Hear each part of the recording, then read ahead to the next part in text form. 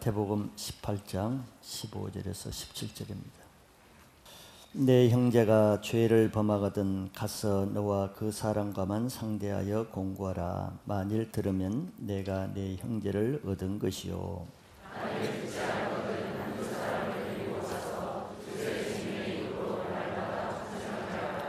만일 그들의 말도 듣지 않거든 교회의 말하고 교회의 말도 듣지 않거든 이방인과 세리와 같이 여기라. 아멘. 오늘은 마태복음 순서에 이어서 말씀을 봅니다. 내 형제가 죄를 범하거든 예수님의 말씀을 나누기를 원합니다. 이 세상의 이슈는 항상 죄 문제가 이슈가 될 때가 많습니다. 신문에 난 기사를 봐도 좋은 일이 이슈가 되는 것보다는 항상 죄 문제가 큰 빅뉴스가 될 때가 많죠. 그래서 모든 뉴스는 사람들의 죄 문제로 시끄러운데 그것도 자기 죄 문제 때문에 고백하는 것으로 시끄러운 것이 아니고 늘 남의 죄 문제에 집중되어 있습니다. 즉 사람들은 자기 죄 문제를 이슈화시켜서 심각하게 생각하는 것보다는 늘 남의 죄 문제에 관심을 가지고 남의 죄 문제에 더 큰 관심을 가지고 있다는 것이죠. 이게 좀 이상하지 않아요? 사실 더 중요한 것은 자기 죄 문제잖아요. 자기 생명이 왔다 갔다 하는 문제인데도 불구하고 남의 죄 문제, 남의 생명 문제에 자기 문제보다도 더 큰 관심을 가지고 있다는 거예요. 그래서 다른 사람의 죄 문제 이슈 사건을 보고도 어느 누구도 나도 그와 같은 죄인이라고 고백하는 사람은 아무도 없습니다. 오직 다른 사람만 죄인이라고 큰 소리를 내지요. 그리고 결국은 그 목적도 다른 사람의 그 죄를 해결하는 데 목적을 두기보다는 그 죄를 정죄하고 심판하는 것을 즐기는 데 초점을 맞추고 있습니다. 우리는 이러한 때 이 시대를 바라보기보다는 하나님이 그런 우리들을 또는 하나님이 지으신 자기 세상을 하나님은 어떤 관점에서 보시는가, 이것이 교회와 성도들이 가져야 될 마음의 자세라고 생각됩니다. 예수님은 우리가 성경에서 보듯이 내가 죄를 심판하기 위해서, 즉 이 세상을 심판하기 위해서 오신 것이 아니라 이 세상을 구원하기 위해서 오셨는데 그것은 이 세상의 죄 문제를 해결하기 위해서 이 땅에 오셨다고 선포했습니다.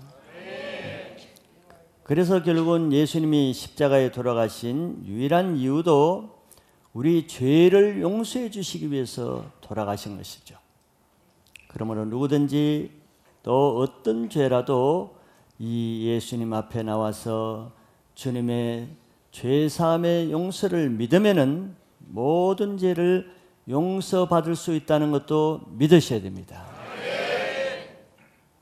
그리고 그렇게 해서 자기 죄를 용서함 받은 경험이 있는 사람은 다른 사람의 죄를 용서하는 십자가의 능력도 주어진다는 거예요. 그것이 가장 큰 예수님이 하신 은혜입니다. 그렇기 때문에 반대로 자기 죄를 용서함 받은 경험이 없는 사람은 자기 죄로 인해서 심판받아 죽을 수밖에 없을 뿐더러 더 큰 문제는 다른 사람의 죄를 용서하는 것이 어렵다는 것이죠. 그래서 자기 죄에 대해서는 무감각하면서도 다른 사람의 죄에 대해서만 심판하려고 하는 것입니다. 자기 눈에 들보가 있는 사람은 다른 사람의 눈에 있는 티끌이 크게 보이기 때문이죠. 그래서 이 세상에는 죄인이 설 자리가 없습니다. 용서받은 죄인이 없기 때문이죠. 모든 사람이 자기 죄 때문에 남의 죄를 더 크게 보는 그런 모습으로 살아갑니다. 그래서 죄인을 받아주는 것도 아무 데도 없고 죄인이 설 자리도 없습니다. 이와 같이 이 세상에는 죄인이 구원받을 수 있는 곳도 없고 죄인을 받아주고 구원해주고자 하는 사람도 없기 때문에 어쩔 수 없이 이 땅에 죄 없으신 예수님이 오셔야만 했던 이유입니다. 사람은 어떤 사람이 죄를 지으면은 그 죄와 그 죄를 지은 그 사람을 동일시하려는 경향이 있죠. 우리도 그럴 것입니다. 그래서 사람들은 그 사람이 지은 죄를 심판하듯이 그 죄를 지은 죄인도 동일하게 심판하려고 하는 경향이 있습니다. 그것이 문제죠. 마치 우리가 알듯이 더러운 오물을 묻혀온 그 자기 아이를 그 오물이 더럽다고 해서 그 아이도 같이 오물과 같이 취급해버리는 것과 같은 논리입니다. 그러나 그 아이가 자기 아들이라면은 그렇게 생각하지 않지요. 그 아들이 자기 몸에 오물이 묻어서도 오물이 더러울 뿐이지 그 아이는 역시 내 아이이기 때문에 내 아들이기 때문에 그 아이를 버리지는 않습니다. 이것이 하나님의 마음이죠. 하나님은 사람이 죄를 짓는 그 죄는 미워하시고 그거는 심판하시지만 그 죄를 지을 수밖에 없는 그 사람은 여전히 하나님의 사랑하는 자녀입니다. 그래서 그 사람에게서 그 죄만 없애주면은 새 사람이 될 수 있다는 것을 하나님은 아시죠.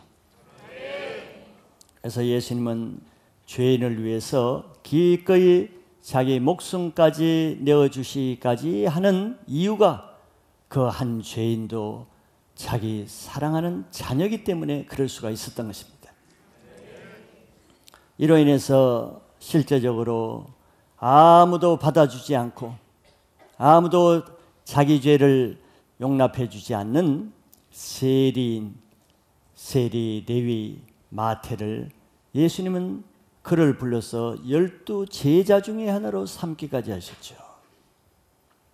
자기를 믿는 그리스도인들을 잡아서 옥에 가두고 성령 충만한 스데반을 돌려쳐 죽이는 데 앞장을 서기까지 악한 죄를 지은 그 사울까지도 하나님은 밝은 대낮의 빛으로 나타나셔서 그 사울의 죄를 회개하고 그도 사도 바울이 되게 하신 분이 예수님이십니다. 어떤 죄를 지어도 그 사람에게서 죄만 없애주면은 위대한 사도가 될 수 있다는 것을 우리에게 보여주신 사건이죠. 오늘 예수님은 우리가 마태복음 18장에서 계속 보는 것은 작은 자에 대한 말씀을 이어주고 있습니다. 작은 자, 어린아이와 같이 작은 자, 죄를 지은 작은 자. 오늘도 연속적으로 그 작은 자에 대한 말씀입니다. 여기서 작은 자는 죄를 지은 자를 말합니다. 사람이 죄를 지으면 이 세상에서 가장 작은 자가 되죠. 가장 초라하고 가장 수치스러운 자가 됩니다. 그래서 작은 자예요. 그런데 그러한 작은 자인 죄인을 바라보는 사람의 태도는 다 다른 것입니다. 어떤 사람은 그러한 죄를 지은 사람을 오히려 긍휼히 여기고 또 사랑과 위로로 그 사람을 어떻게든지 돕고자 하는 사랑의 마음을 가지고 그 죄인을 바라보기도 합니다. 그 사람이 비록 그런 죄를 지었지만 그 죄를 자기 죄와 동일시하면서 그 사람의 입장을 이해하고 그 사람이 그럴 수밖에 없는 형편도 이해하려고 하고 그래서 결국 죄를 지을 수밖에 없는 그 영혼을 불쌍히 여기는 거죠. 그래서 결국은 자기가 대신 갑주부를 하면서까지 그 사람을 돕고자 합니다. 어떤 사람이겠습니까? 자기도 과거에 그러한 죄를 지은 자인 것을 인정하고 또한 자기도 그런 죄를 얼마든지 지을 수 있는 죄인이라는 것을 인정하고 또 과거에 그런 죄를 지은 나를 예수님이 용서해 주신 그 은혜의 사랑을 받은 경험이 있는 사람은 그렇게 대할 수가 있습니다. 그게 그렇게 중요한 것이죠. 내가 주님의 용서함 받은 사랑이 없는 사람이 어떻게 그렇게 대하는 것은 쉽지 않습니다. 그래서 또 다른 사람들은 한 죄인을 똑같이 보고도 다른 사람의 작은 죄를 보고도 분노하고 심판하고 정죄하고 매장하려고 합니다. 전혀 다른 태도를 대하는지. 죄를 짓는 그 한 영혼을 보기 전에, 영혼을 귀하게 보기 전에 그 사람의 죄만 보는 거예요. 그 사람에게서 그 영혼은 보이지 않고 그 사람이 지은 죄만 보이기 때문이에요. 그래야 그러기 참 쉽죠. 가장 가까운 가족이라도 어떤 죄를 지으면은 그 죄만 보입니다. 그 가족이 자기 아내요, 남편이고 자녀요, 부모인 것은 벌써 잊어버려요. 자기 생에 가장 소중한 사람인데도 불구하고 그 영혼은 잃어버리고 그 죄만 크게 봅니다. 자기 죄를 알지 못하고 또 자기 죄를 용서함 받지 못한 사람은 남의 죄를 볼 때 그렇게 볼 수밖에 없는 것이죠. 죄사함의 용서를 모르는 사람은 다른 사람의 죄를 용서해야 한다는 개념이 없습니다. 자기 죄를 용서함 받지 못하고 자기 죄에 대해서 정죄함 받고 심판을 받은 사람은 자기도 다른 사람의 죄에 대해서 용서하지 않고 그 사람을 심판하고 정죄하는 것 이상을 할 수가 없는 거예요.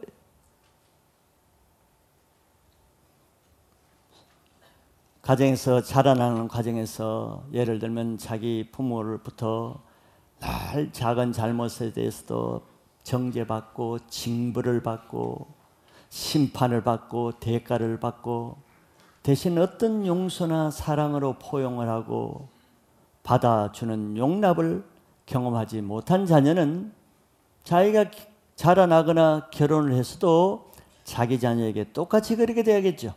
왜 저의 경험이 없는데, 용서 안 받은 경험이 없는데 어떻게 자기가 용서를 할 수 있겠어요?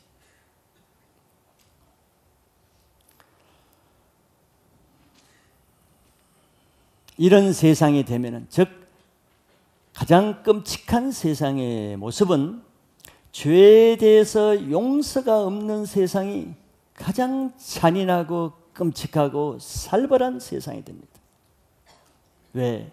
이 세상은 죄를 짓지 않을 사람이 아무도 없기 때문이에요. 그러면 서로를 향해서 서로가 정죄하고 판단하고 물어뜯고 물고 남을 매장하는 공포의 세상이 되겠죠. 이전의 세대보다 왜 오늘날 세대가 갈수록 각박하고 인정이 없고 왜 이렇게 살벌하고 무서운 세상으로 변해갑니까? 모든 사람이 용서하는 것은 인색해하면서 남의 죄에 대해서 돌을 던지는 것에 길들여져 있기 때문이에요.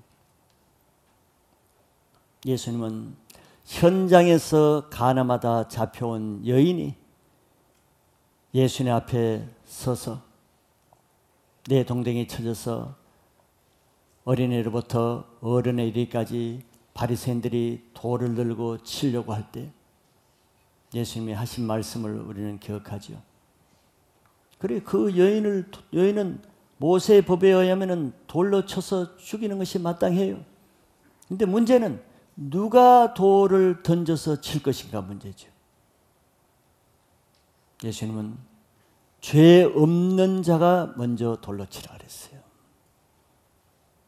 죄 없는 자만이 이 여인을 돌로 칠 자격이 있다는 것이죠. 근데 주위에 있는 모든 사람은 다 돌을 들고 칠 준비를 하고 있습니다. 예수님의 그 한마디 말씀에 노인에부터 어린아이까지 양심의 가책을 받아서 돌을 놓고 돌아갈 수밖에 없었다 그랬어요.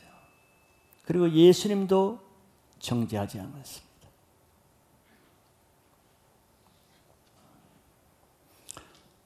왜 요즘은 남의 죄에 대해서 돌을 치려고 합니까? 자기 죄에 대해서 양심의 가책도 받지 못하기 때문에. 우리가 악하게 보는 바리새인까지도 그래도 양심이 살아있었는지 돌을 치지 못하고 돌아갔다고 했어요. 죄는 정죄하고 심판한다고 없어지지 않고 또 해결되지도 않습니다. 우리가 그 경험적으로 잘 알죠. 죄는 오직 용서함 받음으로만 해결될 수 있습니다. 이제 용서받지 못하는 죄의 결과는 죽음이에요. 사형입니다. 그것은 끝까지 자기 죄를 회개하지 않는 사람에게 주어지는 최후의 형벌이죠. 그러나 하나님은 아무도 자기 죄로 인해서 죽는 것을 원치 않습니다. 이게 하나님의 마음이에요. 에스겔서 33장 11절에 이렇게 하나님의 마음을 기록해 놨습니다. 너는 그들에게 말하라. 주 여호와의 말씀이니라. 나의 삶을 두고 맹세하노니 나는 악인이 죽는 것을 기뻐하지 아니하고 악인이 그의 길에서 돌이켜 떠나 사는 것을 기뻐하노라. 이스라엘 족속들아 돌이키고 돌이키라. 너희 악한 길에서 떠나라. 어찌 죽고자 하느냐 하셨다 하라.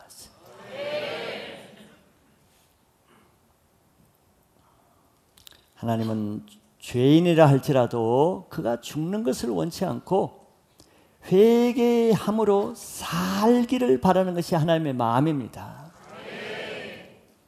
여러분들이 자기 방탕한 자녀가 있다 그러면은 아무리 죄를 지어도 그래 방탕하고 그대로 죽으라고 원하는 부모가 있겠습니까? 아무리 방탕한 자녀라도 좀 돌이켜서 회개해서 저 자녀가 바로 살기를 원하겠죠. 그것이 하나님의 마음입니다.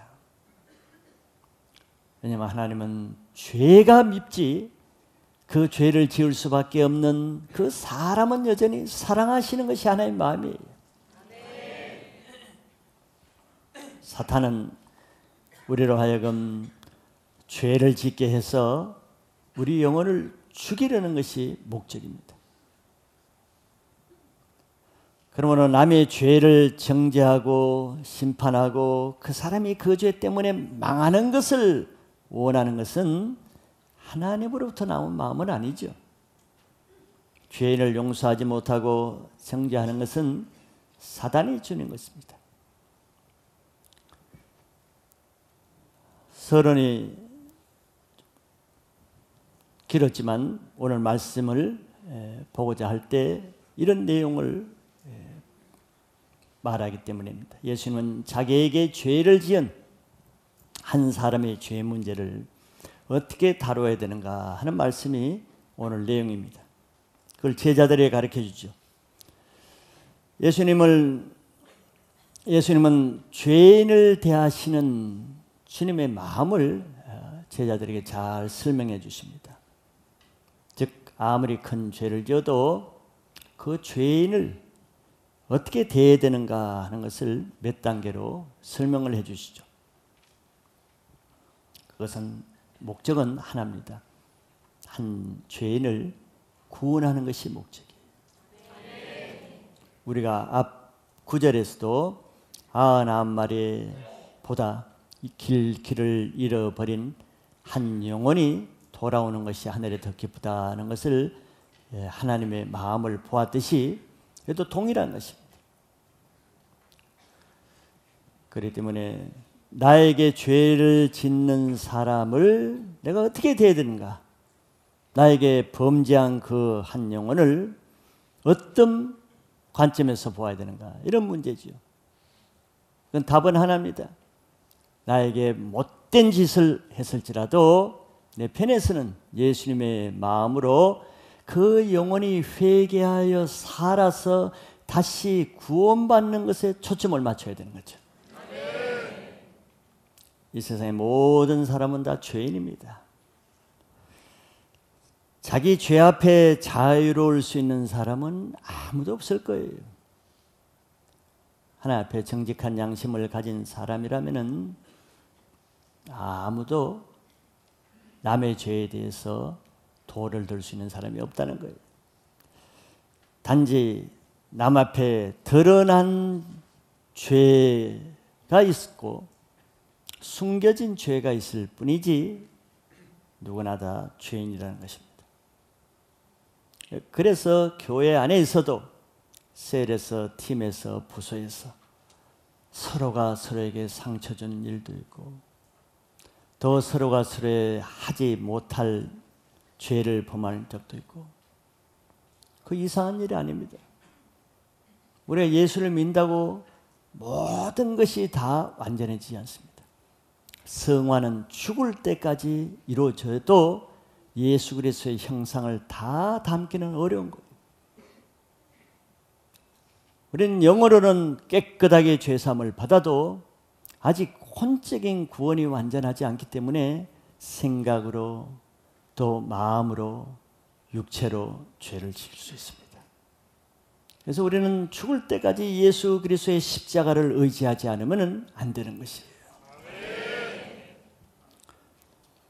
그래서 오늘은 다른 사람이 즉 그 사람이 교회 안에서 믿는 한 형제가 나에게 죄를 범했을 때 어떻게 그것을 다루어야 되는가 하는 것을 4단계로 예수님이 설명해 주시는 것을 보고자 합니다. 첫째, 예수님은 형제가 죄를 범하거든, 내 형제가 죄를 범하거든, 첫째, 가서 너와 그 사람과만 상대하여 공고하라. 만일 들으면 내가 내 형제를 얻은 것이요 그랬습니다. 첫 단계는 그 사람과만 상대해서 공고하라고 했습니다. 우리는 다 남에게 죄를 지을 수 있어요. 또 나도 남에게 죄를 지을 수 있습니다. 본의 아니게 아니면 고의적으로. 그것을 혼자만 속 태우고 품고 있으면 그것이 상처가 되고 쓴뿌리가 되고 나에게 죄를 지은 그 사람을 용서하지 못하고 계속 정죄하고 심판하는 또 다른 죄를 더하게 되겠죠. 그것은 좋지 않습니다.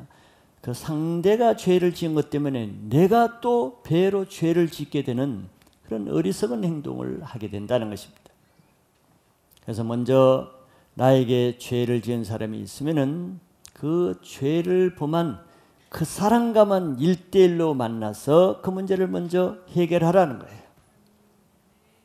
다른 사람을 개입시키거나 내가 1대1로 만나기 전에 다른 사람에게 먼저 그 죄를 퍼뜨려 알린다든가 그러지 말라는 것이죠. 그러면 그 사람의 죄 문제가 다른 많은 사람에게 퍼져가겠죠.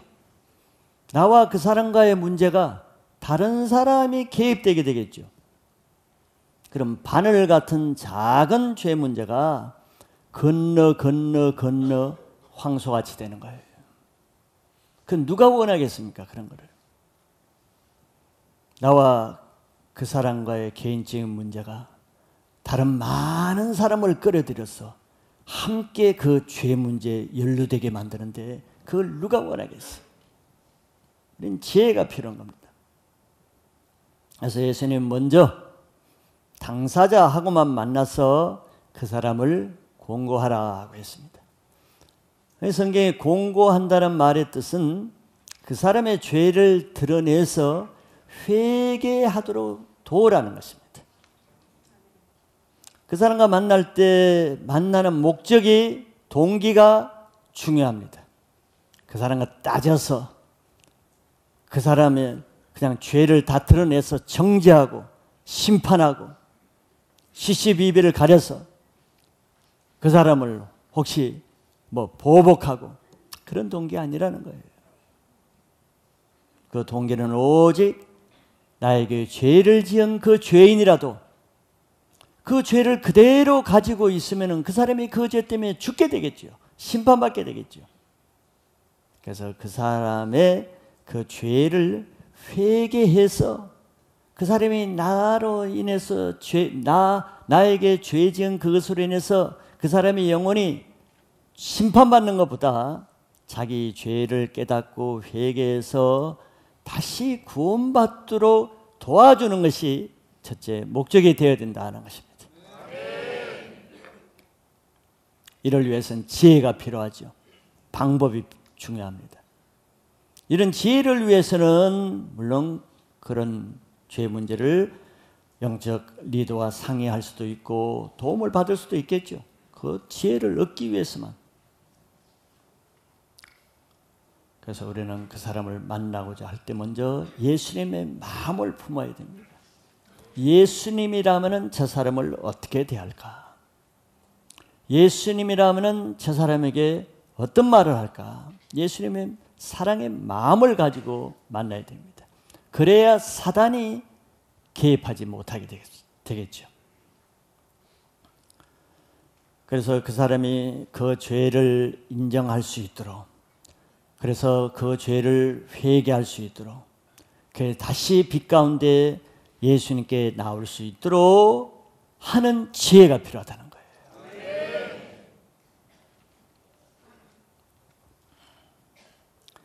그렇지 않으면은 우리가 오히려 혹대로 갔다가 혹 붙이고 온다는 말대로 나의 자세에 따라서, 나의 방법에 따라서 상대방의 마음을 더 다치게 만들고 더 죄를 짓게 만드는 그런 미성숙한 사람도 있을 수가 있습니다. 아무리 미운 죄라 해도 그 죄를 심판하는 것보다는 그 죄를 회개하게 하는 것이 얼마나 더 중요합니까? 분별력을 가져야죠. 하나님의 마음은 죄인이라도 심판받는 것보다는 그 죄를 회개해서 돌이키고자 하는 것이기 때문에 우리는 그런 하나님의 마음을 가지고 나에게 죄진 자를 대해야 된다는 것입니다. 그래서 예수님 말씀대로 나의 그 작은 용서의 마음, 사랑의 마음, 긍휼의 마음을 가지고 그 악한 죄를 지은 사람에게 잘 공부해서 그 사람이 내 말에 감동을 받고 인정을 하고 자기 죄를 나에게 고백하고 용서를 구하면은 내가 그 한 죄를 용서하면 그 사람이 자기 죄에서 그 한 영혼을 나로 인해서 구원받는 열매를 얻게 되는 것이죠. 이것이 죄인을 향한 하나님 아버지의 뜻을 이루는 우리의 사역이 됩니다. 얼마나 값진 일입니까? 내가 반대를 하면은 그 나에게 죄진 한 사람을 정죄해서 판단해서 그 사람도 심판받게 하고, 나도 남을 정죄하고 용서하지 못하는 그 죄로 인해서 내 영혼도 심판받고, 이것이 사단의 일반적인 전략이죠. 그렇게 끝나는 경우가 얼마나 많으며, 그래서 평생 원수지간으로 사는 사람이 적지 않죠. 이런 지혜를 알지 못해서 그런 악한 열매를 맺는 것입니다. 사람과의 관계가 묶이면은 다음 성경 구절에 나오지만 평생 그 사람의 영혼이 묶입니다. 예수님은 그 나에게 죄를 지은 상대방의 영혼을 위해서도 그러고 자기 자신의 영혼을 위해서도 먼저 1대1로 만나서 그것을 풀라고 하신 거예요. 이런 문제가 있으면 이 말씀을 따라서 이번 한 주간 다 풀고 화해하고 다 새롭게 시작하는 그런 교회가 되시기를 축복합니다. 두 번째 단계는 예수님이 16절에 만일 듣지 않거든 한두 사람을 데려가서 두세 증인의 입으로 말마다 확증하게 하라 그랬습니다. 두 번째 단계는 한두 사람을 더 데리고 가라고 권면합니다. 1대1로 권면할 때 잘 받아들이면은 감사하고 또 받아들이는 사람도 있지만 혹 그렇게 간곡하게 권면해도 마음이 완고해진 사람은 그 말을 잘 받아들이지 않고 오히려 더 나쁜 반응을 보이는 사람도 있습니다. 예수님도 그걸 아시죠?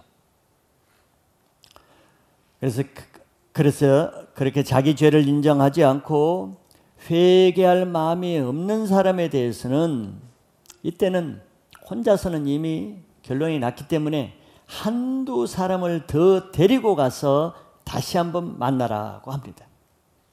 한 사람의 생각과 기준으로 죄를 단정하기보다는 객관적인 증거에 의해서 다루기를 원하시는 거죠. 왜냐하면 어떤 죄는 주관적인 관점에 따라서 다르게 보기가 쉽습니다. 피해 당사자는 감정적인 이해관계가 개입되어 있기 때문에 객관적으로 그 사실을 보기가 쉽지 않을 때가 있죠. 그래서 사람을 상담을 하고 또 어려움을 듣다 보면은 한쪽 말만 들으면은 치우치기가 쉽습니다.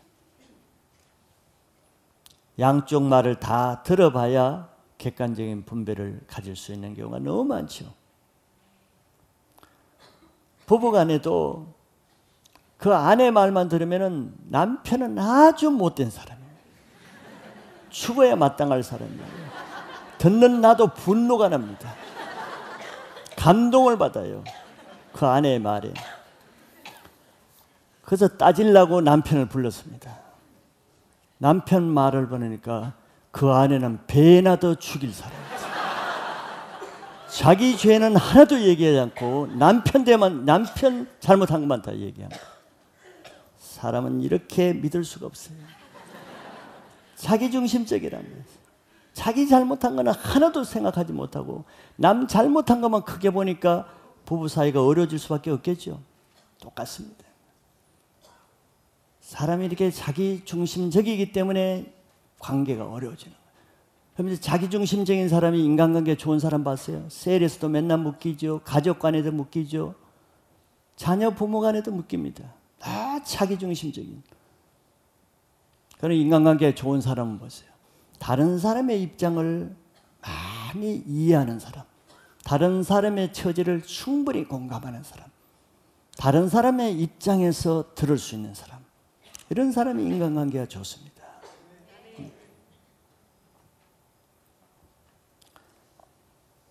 그래서 예수님은 두세 사람을 함께 가서 그 사람을 만날 때 객관성을 가질 수 있기 때문에 그렇게 하라고 이 단계에 말씀하십니다. 사람 간에 싸우고 다투는 많은 묶인 문제들은 서로가 자기중심적인 그 눈을 벗어나지 않으려고 자기를 붙잡고 있기 때문이지. 제3자가, 상담자가, 리더가 아무리 중재를 해도 그 자기 고집을 그대로 부리면은 그 사람과는 어떤 문제도 해결할 길이 없습니다. 결국 파탄으로 가는 거예요. 부부간에 파탄 가는 원인은 다 이런 문제입니다. 마음을 열어야 되는데, 제3자의 말이라도 들어야 되는데 계속 자기 말만 하는 거예요.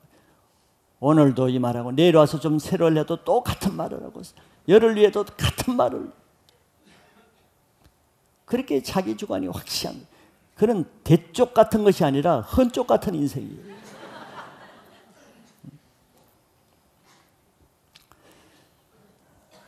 사실 우리가 교제와 대화와 소통이 중요한 것은 다 알죠. 다 알아요. 근데 왜 안 되겠습니까? 자세가 안 되기 때문에 그래요. 자기 마음을 열어야 되는, 남의 말을 수용할 수 있어야 소통도 되고 교제가 되는 것이지, 계속 자기 말을 많이 한다. 나 소통 아무리 해도 안 된다. 그게 무슨 소통입니까? 막통이지. 교제하려고 해도 교제의 마음 자세가 되어야 교제가 되는 거예요. 그래서 이렇게 다른 사람과 마음을 열고 받아들일 준비가 되고, 나도 나 자신을 인정할 준비가 되고, 진정한 교제와 소통이 일어나면은 어떤 묶인 관계도 풀어지지 않을 관계는 없게 되는 것이에요. 여러분, 부부간에, 가족간에, 또 셀에, 교우간에 묶여 있는 것은 내가 속이 좁기 때문에. 다윗은 솔로몬에게 유언이 뭡니까? 나는 힘써 남자같이 대장부가 되라.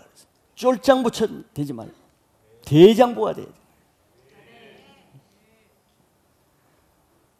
그래서 상대방의 입장을 들을 수 있는 넉넉한 마음이 되게 하시고, 상대방의 그 어려움이 있으면 그 어려움을 이해해 줄 수 있는 넓은 마음을 가져야 되고, 또 그 사람이 이해할 수 없는 행동을 했다 할지라도 그 사람 편에서 이해하려고 노력할 때 인간관계에 묶일 일은 아무것도 없게 될 것입니다. 그래서 여러분들 믿는 자라서 예수 그리스도의 마음을 가지고 아직도 풀어지지 않는 인간관계가 있다면 2017년대 풀어지는 그림을 그리시고 도전하시길 바랍니다. 그래야 자기 영혼이 형통할 수가 있어요. 세 번째는 교회 말하라는 것이죠. 17절에 보면은 만일 그들의 말도 듣지 않거든 교회 말하고 했습니다. 두세 사람이 객관적으로 그 사람에 대해서 말해주는데도 듣지 않는 사람이 있죠.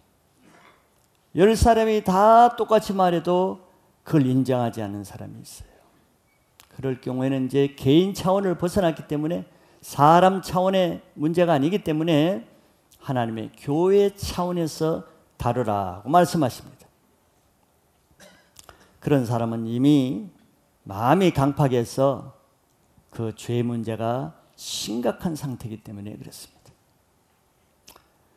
이런 마음이 강팍한 상태는 영적인 문제죠. 악한 영에게 지금 잡혀있기 때문에 어떤 말도 안 듣는 것입니다. 이런 것은 교회적으로 다뤄야 될 문제죠.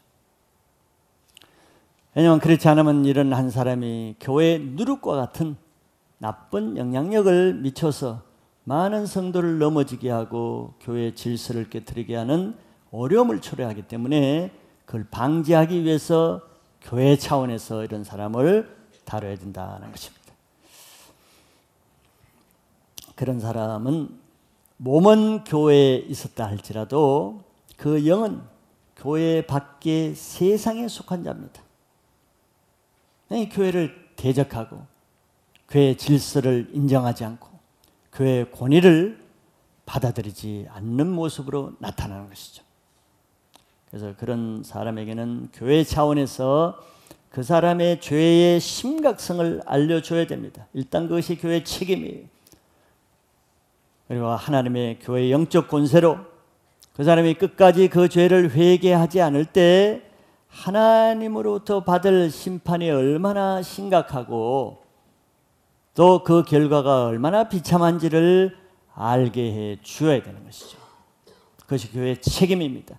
그 사람이 받아들이지든 받아들이지 않든 그거는 상관없이 그 죄가 어떤 것이며 그 결과가 어떤 것인가에 대한 경고는 해야 되는 것이죠. 네 번째, 마지막 단계는 그래도 그것도 듣지 않으면은 이방인과 세리와 같이 여기라고 말씀하십니다.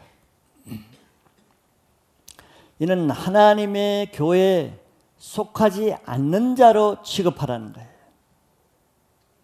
하나님의 교회의 말씀을 듣지 않는 그런 사람은 하나님을 대적하는 악한 영에 속한 자이기 때문에 그렇게 좀 구별해서 대화하라는 것입니다.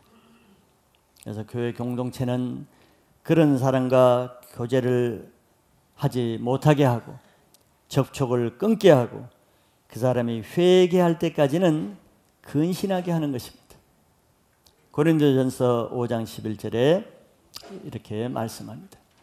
이제 내가 너희에게 쓴 것은 만일 어떤 형제라 일컫는 자가 음행하거나 탐욕을 부리거나 우상 숭배를 하거나 모욕하거나 술 취하거나 속여 빼앗거든 사귀지도 말고 그런 자와는 함께 먹지도 말라 함이라고 했습니다.